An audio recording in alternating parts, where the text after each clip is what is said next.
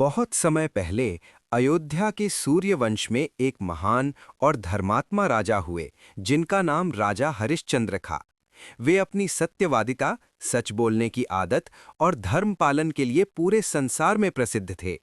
कहा जाता है कि उन्होंने जीवन में कभी झूठ नहीं बोला। ऋषि की परीक्षा।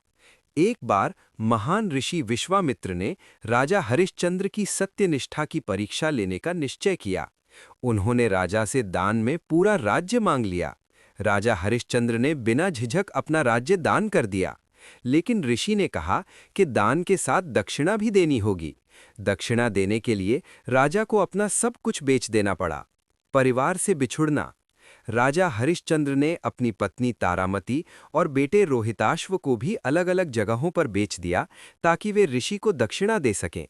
खुद राजा ने एक शमशान में काम करना स्वीकार कर लिया, जहां वे मृतकों के अंतिम संस्कार के लिए शुल्क लेते थे।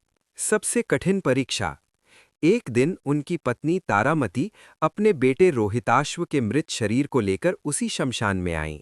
नियम के अनुसार राजा को अंतिम संस्कार के लिए शुल्क लेना था। राजा हरिश्चंद्र अपने बेटे को देखकर बहुत दुखी हुए, लेकिन सत्य और नियम से नहीं डिगे।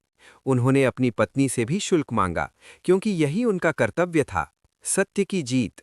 राजा की ये सत्य निष्ठा देखकर ऋषि विश्वामित्र और देवता बहुत प्रसन्न हुए। उन्होंने ये बताया कि ये सब राजा की परीक्षा थी। फिर उनके बेटे को जीवन वापस मिला और राजा हरिश्चंद्र को उनका राज्य भी लौटा दिया गया। सीख। हमेशा सत्य बोलना चाहिए। कठिन परिस्थितियों में भी धर्म और ईमानदारी नहीं छोड़नी चाहिए।